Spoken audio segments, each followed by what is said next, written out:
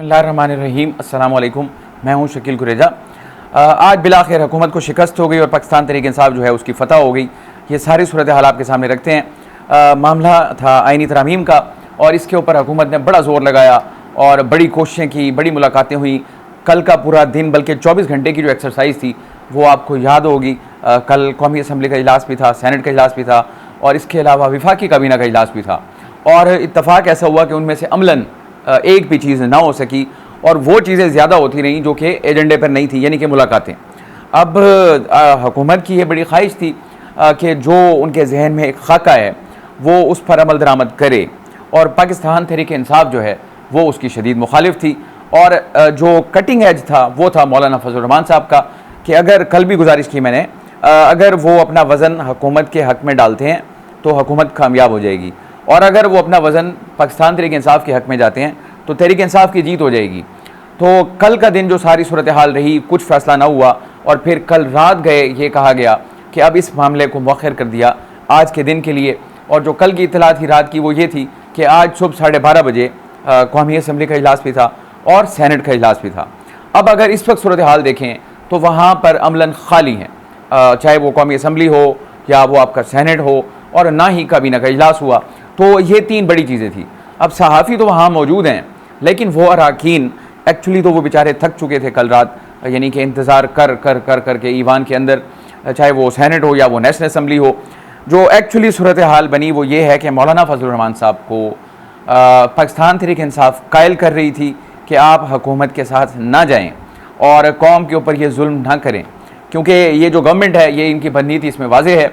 तो इसलिए आप अपना वोट जो है उनके हक़ में इस्तेमाल ना करें और अगर ये हो गई तरामीम तो ये बड़ी ख़तरनाक हैं, इससे फिर आगे मुल्क को नुकसान होगा। और इसी तरह गवर्नमेंट जाती थी मौलाना फजल रहमान साहब के पास और वो उनको ये कह रही थी, वो अदरवाइज़ वो सारी सूरत हाल दूसरा रुख दिखाते थे कि ये और ये वजूहात हैं और इस वजह से हम ये तरामीम कर रहे हैं। तो अब एंड ये हुआ कि आज ख़बर आई सुबह और वो ख़बर थी जनाब सेनेटर इरफान सिद्दीकी साहब की तरफ से और वो आपको पता है नवाज शरीफ के बड़े करीबी हैं और मुस्लिम लीग नून के अंदर एक कदावर शख्सियत हैं। तो आज उनकी तरफ से ख़बर ये आई कि ये जो आइनी तरामीम थी मुजव्वज़ा जो हुकूमत की तरफ से लाई जा रही थी उनको अब गैर मुअय्यना मुद्दत तक के लिए मुलतवी कर दिया गया और जिसका मतलब ऑब्वियसली यही है कि ये हुकूमत को वाज़ेह शिकस्त हो गई कि वो उस काम को करने में नाकाम रही जिसके लिए उन्होंने सर तोड़ कोशिश की। वो मौलाना के पास गए और बंदे तोड़े और अदालतों को टेक ऑन किया, यानी कि सब कुछ, और तहरीक इंसाफ का जो भी आरा थी उनको मुस्तरद किया और अपनी ख्वाहिश जरदारी साहब मुतारिक हुए, बिलावल साहब मुतारिक हुए और मोहसिन नकवी साहब मुतारिक हुए, नवाज शरीफ साहब मुतारिक हुए और शहबाज शरीफ साहब मुतारिक हुए। यानी कि पूरी की पूरी हुकूमत जो है उसने पूरे का पूरा जोर लगाया, बल्कि इत्तहादी बशमूल इत्तहादी, लेकिन उसके बावजूद वो सिर्फ और सिर्फ मौलाना फजल रहमान साहब को भी कायल नहीं कर सके। लेकिन अगर इन्हीं के अंदर आप देखें बहनुस्सतूर पाकिस्तान तहरीक इंसाफ जो है वो, यानी नेट रिजल्ट से आपको ये मालूम हो रहा है पाकिस्तान तहरीक इंसाफ मौलाना फजल रहमान साहब को कायल करने में कामयाब रही। उसकी वजह क्या है? उसकी वजह यह है, आप अगर मौलाना फजल रहमान साहब के फ़ैसले को देखें तो वो वही फ़ैसला है जो तहरीक इंसाफ चाहती थी और मौलाना फजल रहमान साहब का वो फ़ैसला हरगिज़ नहीं हुआ जो कि गवर्नमेंट चाहती थी। अब अभी फ़िलहाल तो ये मामला दब गया। दबने से मतलब ये है कि मौखर हो गया। अब क्या होगा, कौमी असम्बली का इजलास जो है वो भी मौखर हो जाएगा, यानी मुलतवी कर दिया जाएगा और इसी तरह सैनेट का इजलास जो है वो भी मुलतवी कर दिया जाएगा। और अब काबीना का इजलास जिसकी असल वजह थी, अब वो इजलास होता है या नहीं होता, इस हवाले से कम उसकी अहमियत ख़त्म हो गई। तो अब इसका मतलब यह है कि हुकूमत को पसपाई का सामना करना पड़ा और तहरीक इंसाफ बावजूद इसके कि उनका लीडर, उनका कायद इमरान खान वो इस वक्त जेल में है, लेकिन उसके बावजूद वो जो उनका हदफ था और जो उनका मकसद था, यानी कि ये तरामीम ना हो सकें, इसको अचीव करने में वाज़े तौर पर वो कामयाब रहे। और ये इस हुकूमत के लिए मैं ज़ाती तौर पर समझता हूँ शिकस्त फाश है। उसकी वजह यह है कि वो एक ऐसा काम कर रहे थे जिसकी इस वक्त कम अज़ कम उनके पास अहलियत थी नहीं इन टर्म्स ऑफ नंबर्स। बावजूद इसके कि वो कह रहे हैं कि हमने नंबर तोड़ लिया है या जो भी कर लिया है उसको हमने यानी कवर कर लिया है नंबर को। अब वो कवर तो तभी होगा जब तहरीक इंसाफ के कुछ अरकान यानी उनके हिमायत याफ्ता वो इनके साथ शामिल हों। वो सारी एक्सरसाइज, वो सारी एफर्ट्स करने के बावजूद एंड ये हुआ कि वो तरामीम नहीं कर सके जो कि पाकिस्तान तहरीक इंसाफ चाहती थी, इमरान खान साहब चाहते थे कि ना हो, वो उसको करने में नाकाम रहे। तो आज का दिन तहरीक इंसाफ की फतह का दिन है और ऑब्वियसली इसको बैरिस्टर गौर साहब ने उन्होंने कहा भी, एक्चुअली उन्होंने कहा कि ये मौलाना फजलुर रहमान साहब की फ़तह है, बैरिस्टर गौहर का ये मौक़िफ़ था। तो मैं ज़ाती तौर पे समझता हूँ ये तहरीक इंसाफ की भी फ़तह है। उसकी वजह यह है कि तहरीक इंसाफ मौलाना फजलुर रहमान साहब को कायल करने में कामयाब रही, ये हमें रिजल्ट्स बता रहे हैं। ये तो ये मामला हो गया। अब इसके आगे क्या होगा? इसके आगे ये होगा, आज वो मंजर आम पे भी आ गई तरामीम को 53 के करीब तजावीज़ हैं आइनी तरामीम के हवाले से। बहुत सारा यानी काम है, उसमें सबसे बड़ा जो काम है वो आइनी अदालत का क़याम, जो जिसको कि वकला बरादरी कबूल नहीं कर रही।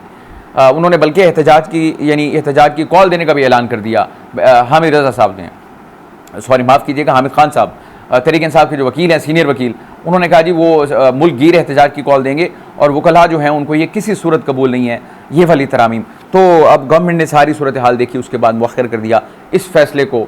अब इसका आगे क्या होगा? आगे ये होगा कि इस वक्त फ़िलहाल हुकूमत ने इसको यानी मुअख्खर किया है, इसको ख़त्म नहीं किया। अब उनका जो इरादा है वो अपनी जगह कायम है।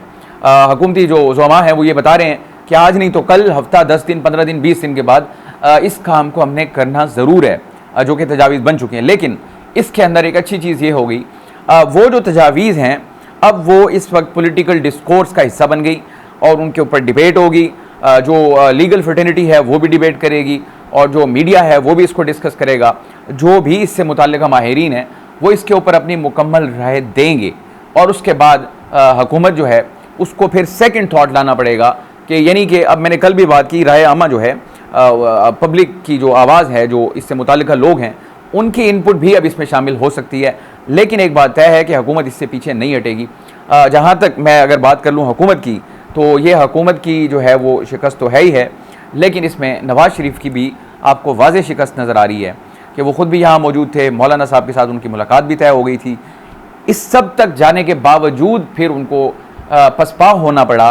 तो ये इसमें सिर्फ शहबाज शरीफ साहब नहीं बल्कि नवाज़ शरीफ साहब की भी ऑब्वियसली उनकी आशीर्वाद, उनकी इजाज़त के बग़ैर ये जो मौजूदा हुकूमत है वो ये सारा काम नहीं करेगी। उन्होंने उनसे पूछा होगा कि आपकी क्या तैयारी है, क्या करने जा रहे हैं। सब कुछ के बाद उन्होंने गो अहेड दिया होगा कि ठीक है आप इसको करें, और फिर उसके बाद ही हुकूमत नाकाम रही। तो बहरहाल ये आज का दिन पाकिस्तान तहरीक इंसाफ का और नून लीग के लिए एक शिकस्त का दिन है। और मौलाना फजलुर रहमान साहब जो हैं उनका रोल अभी भी बदस्तूर अपनी जगह पे वो कायम है। आज भी वो जिस तरफ अपना वज़न डाल देंगे वो साइड जीत जाएगी। लेकिन आज के दिन तक मौलाना फजलुर रहमान साहब का जो वज़न है और जो उनका वोट है और जो उनका मौक़िफ़ है वो पाकिस्तान तहरीक इंसाफ के करीब तर है। अब आ जाते हैं, एक और अहम खबर आज आ गई और वो थी इस्लामाबाद हाई कोर्ट से इमरान खान साहब के मिलिट्री ट्रायल का जो मामला है वो ख़ुद इसके ऊपर कई बार शकूक व शुबहात का इज़हार कर चुके हैं और इन्होंने दरख्वास्त दायर की थी इस्लामाबाद हाई कोर्ट के अंदर। और दरख्वास्त के अंदर मौक़िफ़ था कि उनको ये ख़दशा है, बावजूद उन्होंने रीज़निंग की थी उसमें इन वजूहात की बुनियाद पर उनको ऐसा महसूस होता है कि उनका मुकदमा जो है वो मिलिट्री कोर्ट ले जाया जाएगा। अदालत जो है इस चीज़ को रोके और जो उनकी तहवील है उसको बरकरार रखे सिविलियन तहवील में, ना कि वो मिलिट्री तहवील में चली जाए। बहरहाल गुज़श्ता समात के ऊपर अदालत ने जो विफाक है, विफाक की हुकूमत से जवाब तलब किया कि क्या अदालत को ये बताया जाए कि क्या विफाकी हुकूमत के सामने ये मामला ज़ेर गौर है या नहीं कि इमरान खान साहब का मुकदमा मिलिट्री कोर्ट में जाएगा या नहीं जाएगा। तो आज समाअत हुई इसके ऊपर और जस्टिस मियां गुल हसन औरंगज़ेब जो है वो इसकी समाअत कर रहे हैं। और मैंने उस वक्त कहा था कि हुकूमत जो है वो कोई यानी कि चाल चलेगी और आज उन्होंने चाल चली। उनका ये मौक़िफ़ था अदालत के रूबरू, उन्होंने कहा जी वज़ारत दिफा जो है उसको अभी तक इस किस्म का कोई पैगाम मौसूल नहीं हुआ कि इमरान खान साहब का मामला जो है वो मिलिट्री कोर्ट में जा सकता है या नहीं जा सकता, जाएगा या नहीं जाएगा। तो उन्होंने एक मुबहम पोजीशन ले ली कि उन तक अभी ऐसा कोई पैगाम नहीं पहुंचा। तो अदालत जो है वो उसकी अपनी कुछ मजबूरियां भी हैं और उसका आज जिक्र भी उन्होंने किया तहरीक इंसाफ के वकील से कि आपकी दरख्वास्त जो है वो कबल वक्त है, तो आपको इंतज़ार कर लेना चाहिए क्योंकि अदालत की भी कुछ मजबूरियाँ हैं। लेकिन इसके बावजूद आज अदालत ने एक हुक्म सादिर किया और वह हुक्म ये था कि अदालत को आगाह किया जाए एक तो मिलिट्री कोर्ट में मुकदमा भेजे जाने का तरीका और इसके ऊपर मज़ीद वजाहत जो है यानी कि क्लियर पोजीशन वो फिर तलब कर ली अदालत ने। तो अब अगली समाअत पर ये जो विफाक है उसको फिर जवाब देना पड़ेगा। तो मामला जूं का तूं है, अभी तक कुछ इसमें से निकला नहीं है। अलबत्ता एक चीज़ अच्छी है कि अगर हुकूमत ऐसा कोई मामला करती है तो इस वक्त भी तहरीक इंसाफ की जो दरख्वास्त है वो इस्लामाबाद हाई कोर्ट में ज़ेर समाअत है। तो आज के दिन हुकूमत ने ये गूगली करा के फ़िलहाल अपनी जान बचा ली। आने वाले दिनों में आपको इसके ऊपर ज़रूर आगाह करते रहेंगे। आज के लिए इतना ही। आप हमारी वीडियोज़ को लाइक कर सकते हैं, चैनल को ज़रूर सब्सक्राइब करें और अपना फीडबैक कमेंट के ज़रिए आप हमारे साथ शेयर कर सकते हैं। इजाज़त दीजिए, अल्लाह हाफ़िज़।